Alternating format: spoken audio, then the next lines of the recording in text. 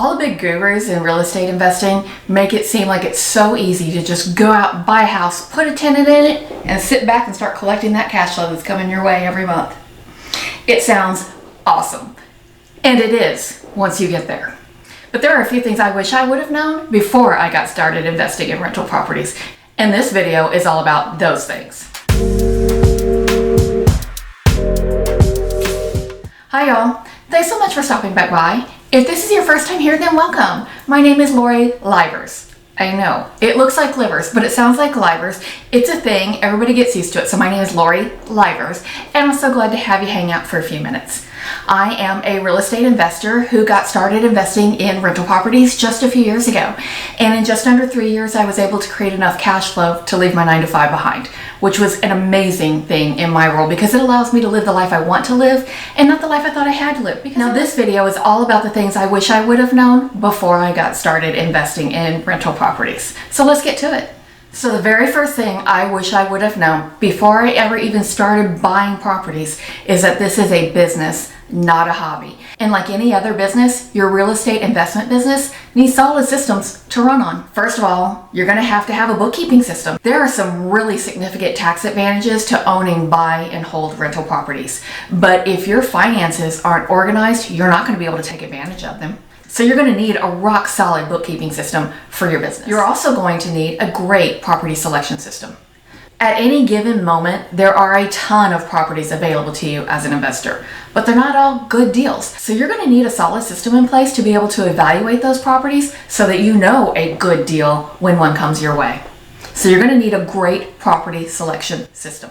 Now, if you're gonna buy distressed properties like I do, because for me, that's really where the money is in distressed properties, you're absolutely going to have a great rehab system. You need to have a solid rehab system in place so that you can make sure you do those first things right. Because this is where minimizing your future irritation starts, is in your rehab process. So you're gonna need a great rehab system. And then finally, you're going to have a great tenant selection system. You need to make certain you are following all the laws and all the rules you need to follow and still get the very best tenant possible for your property. And to do this, you have to know who you're renting to.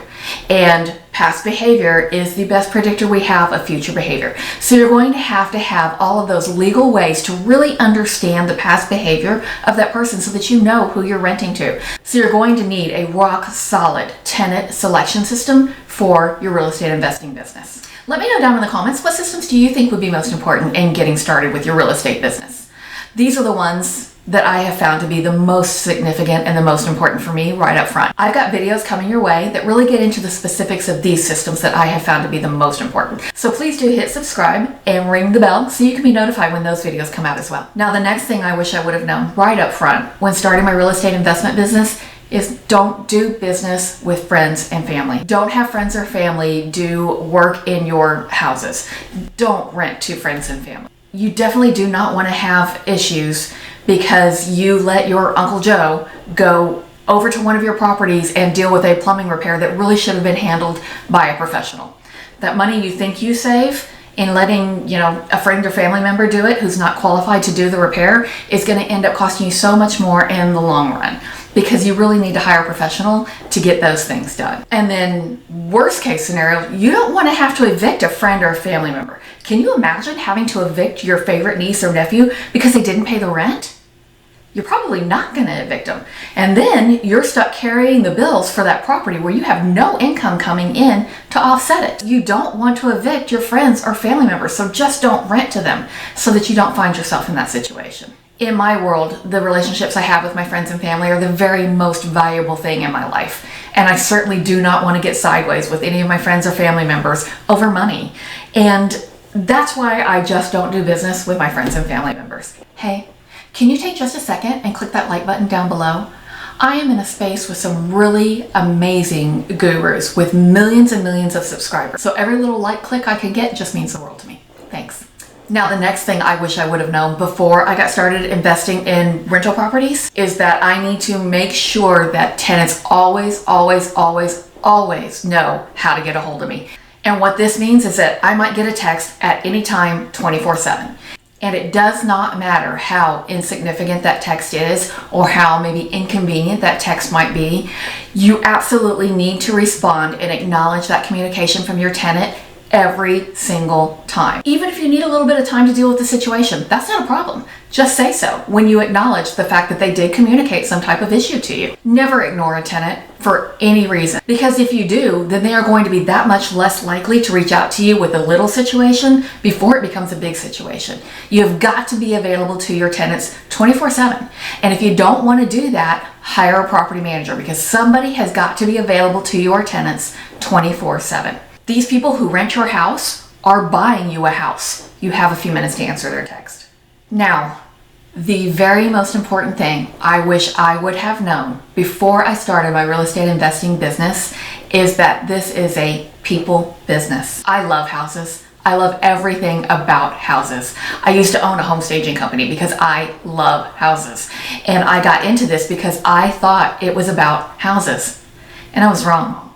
This business, buy and hold rental property, is all about those tenants you have living in your house. And because this is a people business, I do everything I absolutely can to make sure I'm a fantastic landlord.